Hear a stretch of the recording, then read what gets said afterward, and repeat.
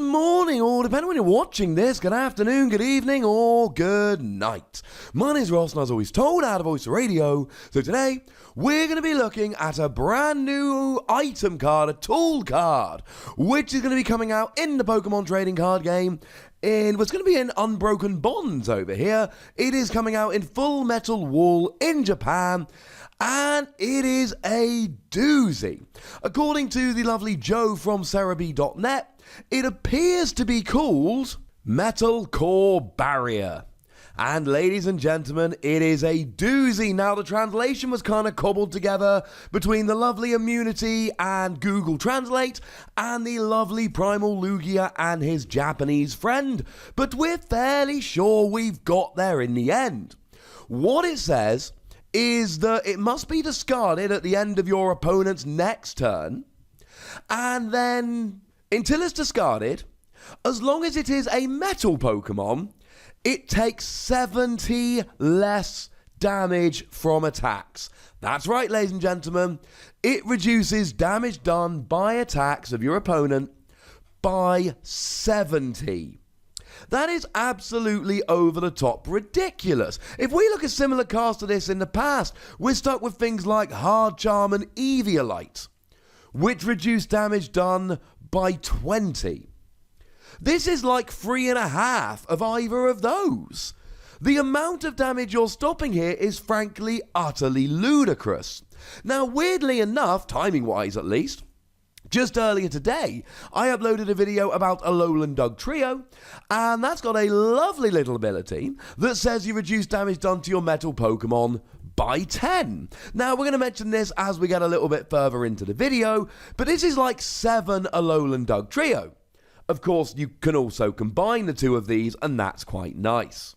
One of the things, however, that we do need to mention very, very clearly here, you can only play this instead of Metal Frying Pan. So when we went through the Alolan Dugtrio video, I will of course pop a link to that one in the description, we talked about the fact that you can combine all of these things, but one of the things we mentioned was Metal Frying Pan. Although this does reduce damage done to metal Pokemon by 70, that is true. Really, you're getting a net gain of minus 40 here, reducing damage by 40, because playing this takes away your opportunity to play Metal Frying Pan. And of course, Metal Frying Pan takes away your weakness. Not to mention that in Team Up, we're going to be getting Metal Goggles, another tool for metal Pokemon, which also reduces damage done by 30, but instead of removing your weakness, it stops your opponent dropping damage counters using either attacks or abilities. So what we have here is a really nice tool with a huge downside, and we do have a lesser version of it, which might end up being a bit more convenient.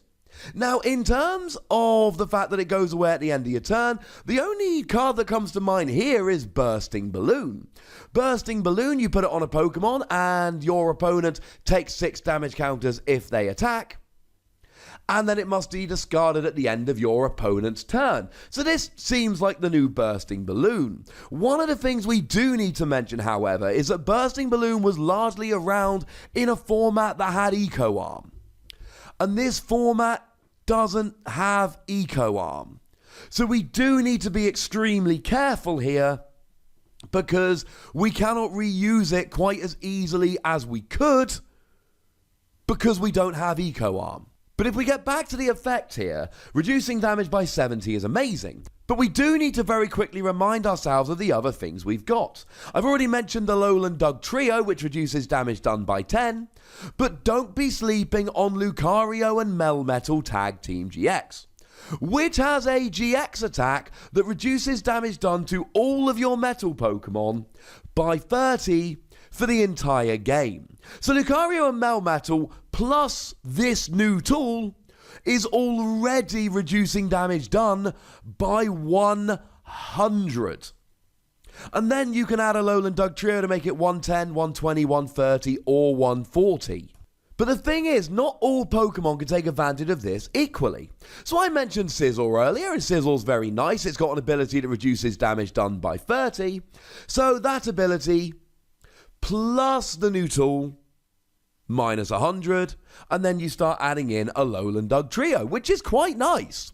Similarly, we've got Steelix, which doesn't have an ability, but it does have 190 HP on a stage 1, which only gives up 1 prize, so that's pretty nice. And again, you would be using Metal Core Barrier to reduce by 70, and then you've got Lucario and Melmetal, which reduces by 100, and then a Lowland Dug Trio goes from there. I should actually mention with Sizzle, we didn't do the maths with Lucario and Melmetal, so if you have Lucario and Melmetal, plus the ability, plus Metal Core Barrier, that's reducing damage by 130 to a Pokemon that's only got 120 HP.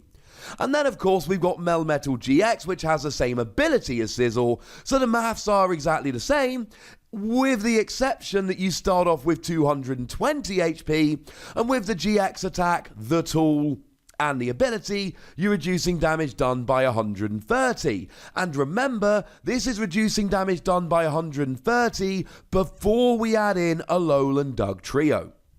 But clearly, ladies and gentlemen, there is one Pokemon here for which this is just over the top busted. And it's Genesect GX. You see, Genesect GX has a lovely little ability which says that you can attach 2 tools to it. And you can use 2 Metal Frying Pan to reduce damage by 60. Although honestly, when Team Up comes out, it should be 1 Metal Frying Pan, 1 Metal Goggles, because then you're reducing damage done by 60, and you're taking away weakness, and you're stopping your opponent dropping damage counters.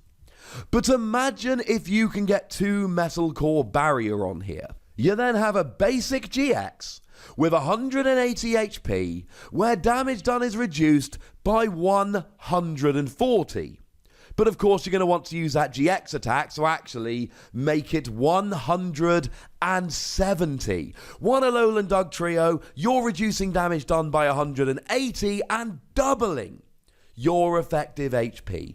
Genesect works with this absolutely beautifully. If your opponent is desperate for a KO, this is going to stop them. What this essentially does is make sure your opponent is not taking a KO for the turn, and that means that you're going to jump ahead in the prize race. However, there is a slight issue here, and it is the exact same issue we saw with Bursting Balloon. Well, actually, it's not the exact same issue. We're talking about Guzma, and Bursting Balloon was back in Lysander days, but essentially gusting effects. You could also talk about things like Pokemon Catcher here, or maybe even something like Escape Rope. And what's going to happen is that your opponent is just going to ignore Genesect. If you whack 2 Metal Core Barriers onto Genesect, your opponent is just going to try and attack something on the bench, knowing full well that you are not going to have this for more than 1 turn. So they gust something up off the bench, they attack, hopefully KO that, hopefully for them, not hopefully for you, and then your Metal Core Barrier falls off, and you're fine. And then you don't have to worry anymore, and you're only playing 4 of them. And we don't have Eco Arm at the moment. And sure, there are ways to recover this. Oranguru using resource management, Bayonet or Decidueye with their GX attack, but we don't actually have very many good ways to get item cards back at the moment. And that is a huge issue. And I think that's probably what's going to stop this card being phenomenal and amazing. It's got a huge amount of potential, and I like the idea very much indeed. And I love that with Lucario and Melmetal's GX attack, plus a Alolan Dug Trio, plus all these other Pokemon and all their other tricks, I love how much you can actually reduce the damage being done here. There is an awful lot of potential. The problem is, it's actually quite easy to play around. It only stays there for a turn, and it's very difficult to recover. And that, ladies and gentlemen, is my problem with this. I love it. I think it's extremely good, and I do think there is a reason to play it over Metal Frying Pan if you're not worried about weakness. But I also think that there is an issue here in terms of, if you can just play something like a Guzma, you can ignore it. I'm still going to be giving this free, Wassies, because I think there are going to be decks that take advantage of this. We've got Rabombi, which stops your opponent pulling fairy Pokemon off the bench. So maybe you can play it with fairy Pokemon? Or maybe we're going to get something like this for metal Pokemon. Bearing in mind Articuno's got the same ability, although it does need to be in the active. So maybe in the future, ladies and gentlemen. Maybe in the future. But right now, I would very much like to know what you think about this card. So please let me know in the comment section. Go nuts, ladies and gentlemen, but please do remember the most important rule as always. Be nice, would ya? And then make sure you like this video, subscribe to this channel, follow me on Twitter at The Wassy, and Twitch for some live action at twitch.tv/PTCGRadio.